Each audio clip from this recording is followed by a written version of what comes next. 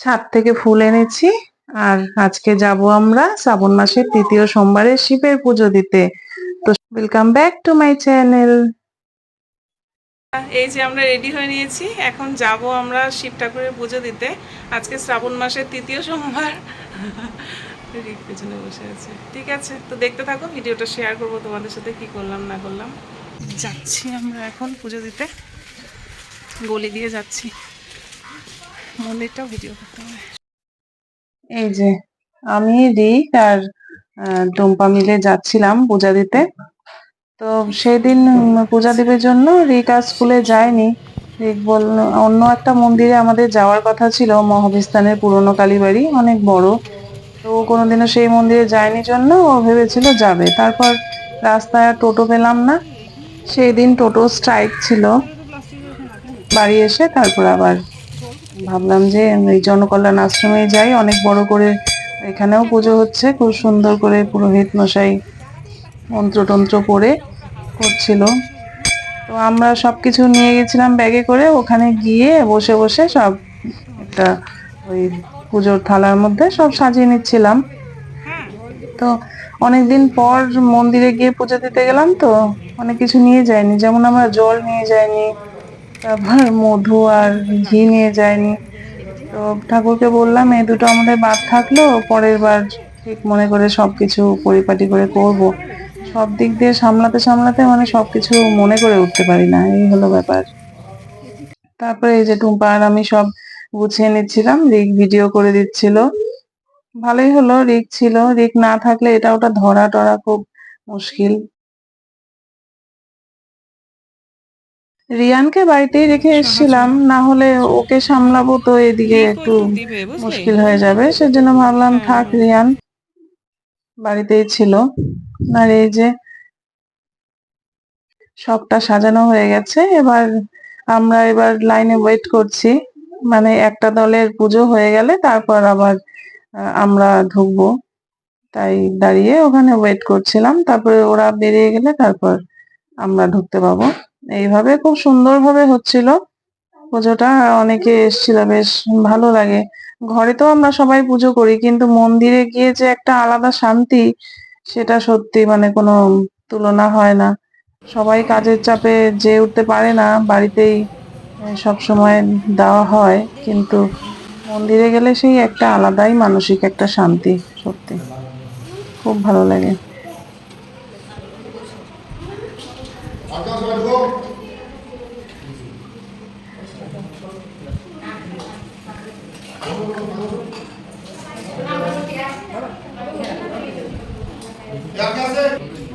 সদৃত গাত্রোৎসনাং তলবর্ধং নম শিবায় নমঃ। সদৃত গাত্রোৎসনাং তলবর্ধং নম শিবায় নমঃ। রবিকাল বাস্তাছে ঠিক আমাকে ধর ইদম স্নানো যুক্তং নম শিবায় নমঃ। ইদম স্নানো যুক্তং নম শিবায় নমঃ।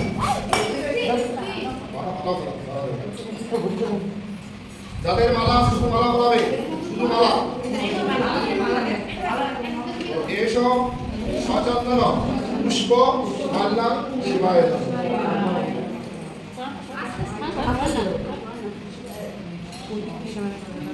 সবাই বলাতে দেবে।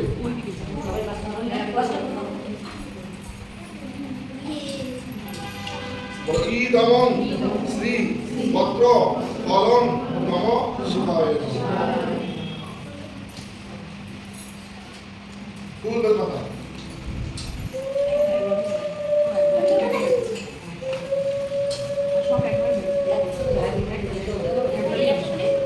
এসো সচন্দন বিল্ল পত্রাঞ্জলি নম শিবায় নমঃ। এরপর মিষ্টি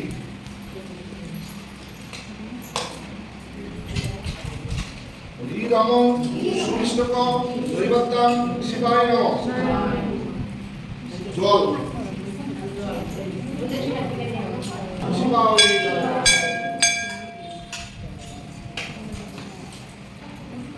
সবাই হাত করবে।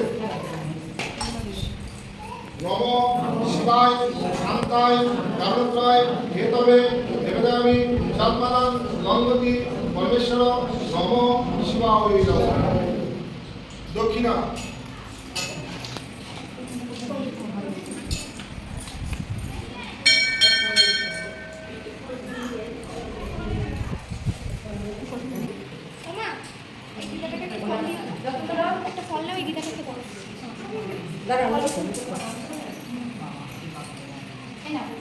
নিচে আসে না দুটো দিয়ে মোমবাতি বাইরে।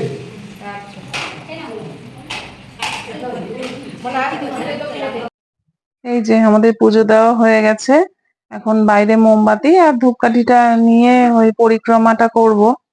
তো মোমবাতিটা লাগিয়ে দিয়েছি আগেই, এবার ধূপকাঠিটা জ্বালিয়ে নিচ্ছি। তারপর আমরা তিনজনেই পরিক্রমা করব। রিক যখন শিবের মাথায় দুধ ঢালছিলাম তখন রিক আমাকে ধরেছিল, ওরও ঢালার ইচ্ছা ছিল, কিন্তু ওই ভিড়ের মধ্যে আর আলাদা করে ও ঢালেনি, আমাকে ধরেছিল, তাতেই ওর হয়ে গেছে।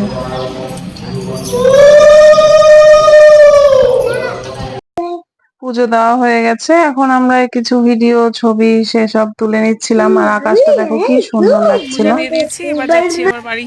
চুল টুল পুরো বেঁধে নিয়েছি, এত গরম প্রচন্ড। সবার রিকের প্রসাদ খাওয়া হয়ে গেল, রিকের একটু রাগ হয়ে গেছে।